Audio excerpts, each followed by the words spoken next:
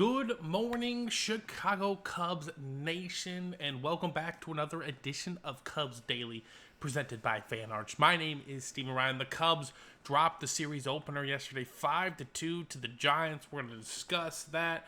We're going to talk about I'm not going to say it's a guarantee. I don't even know if the Cubs are considering it anymore, but it was a trade target back during the trade deadline, potentially. His name was floated to the Cubs a couple times. The Pirates designated a pitcher for assignment. We'll talk about him. Where is Owen Casey? That is the real question here. Why is the kid not getting tick? I am genuinely curious, and we're going to preview Game 2 tonight right here on today's edition. So let's hop right into it, right, ladies and gentlemen? The Cubs dropped the series opener yesterday 5-2, and honestly, the offense just was not there. There were opportunities. The Cubs always seem to put themselves in some positions to make noise, but unfortunately, the bats just weren't there. Now, it's going to happen sometimes. You're not going to win every baseball game. Matt Boyd was doing okay for the first few innings, but unfortunately, he just wasn't at his best, which again, no pitcher who's ever had a great season or even a Cy Young season has gone all 30, 35 starts with great performances, okay? Every once in a while, a bad performance does happen, and just unfortunately, Matt Boyd went a little too late in that one. Generally, I thought Jed would have came out earlier and pulled him, but I'm not sure what Jed was thinking in this situation, right? We're coming off an off day. The bullpen should be fully ready to go. I think he was just trying to squeeze one more out of Mr. Boyd, and unfortunately, Matt Chapman made him pay with a 2-run shot to left center field, and honestly, the way the Cubs offense was playing yesterday, that was all she wrote. Another frustrating part was that the Cubs could not get to Justin Verlander.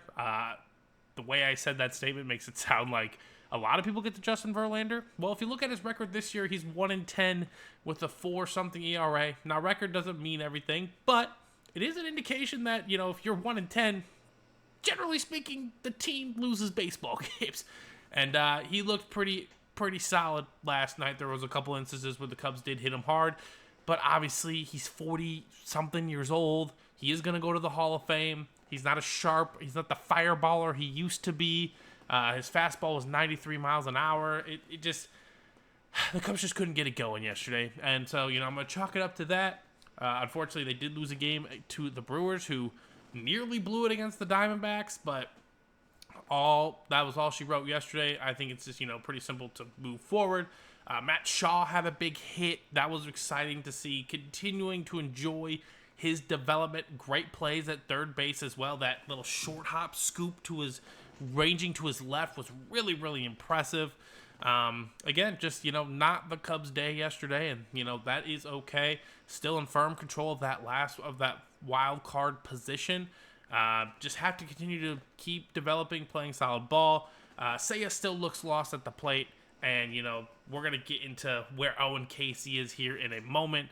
But before we get into that, let's talk about Andrew Heaney, okay? The Pirates designated him for assignment yesterday. Now, really quickly before I talk about the Cubs angle on this, the funniest part about this was he had a bonus structure on his contract, right? He signed a 1-year, $5.5 million deal, but it was incentive based. He needed to reach a certain amount of innings to reach all these bonuses, okay? He was going to get, 300, 400K if he was able to get to 140, 150, 160 innings. He needed to get to 120 to receive a roster bonus. The Pirates designated him for assignment at 120 innings and a third, and then 1 out. So that's just the Pirates being cheap. They're just moving him off his books. They're just like, I can't.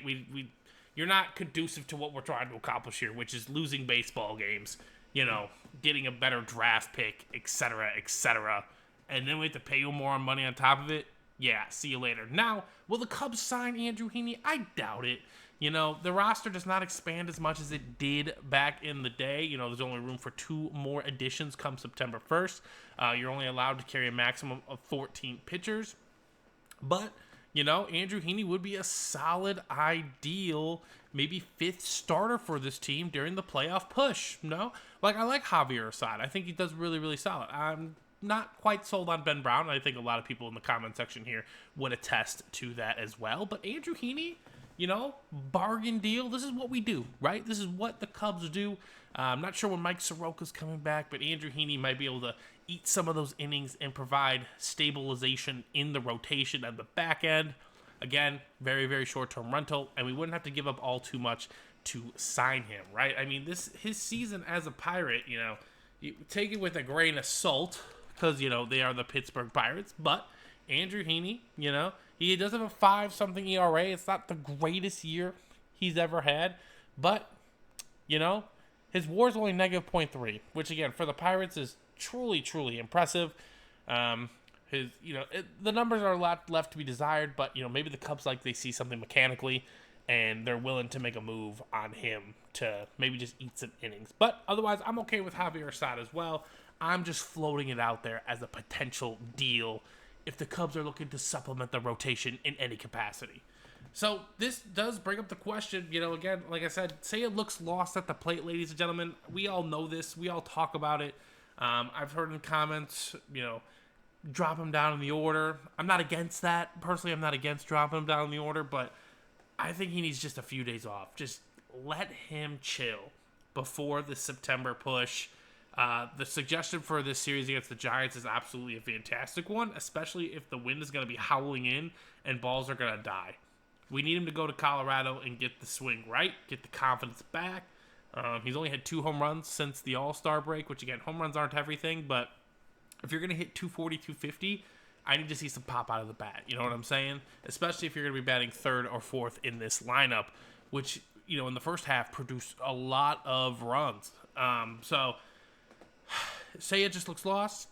He's too good of a hitter, to stay this way for the rest of the year, but he definitely needs a breather.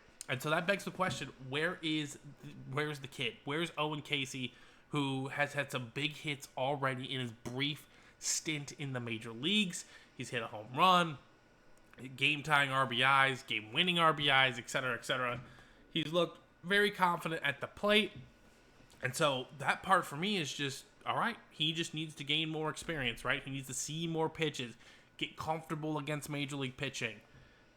Where is he, Craig? Where is the kid? He needs to start playing more. I mean, say it needs a day off. Ian Happ, who, by the way, looks much better at the plate ever since calling up Owen Casey, is going to need the occasional day off as well. PCA is starting to hit the ball more solidly, right? He still has some discipline issues. Yesterday was wildly frustrating. I mean, when you listen to the Cubs radio broadcast, which is, sometimes how I do listen to the game, especially when I'm driving home from work, Coomer nails it, man. He just nails it. He's like, Verlander, I wouldn't even give him a strike. And guess what? He swung and missed at a pitch down in the dirt. When, you could have drew a walk there. Again, maybe that situation a year or 2 from now looks completely different, right? But he's still a kid, and Verlander just took advantage of that. So, kudos to Verlander, understanding the matchup, doing his pregame work, etc., etc.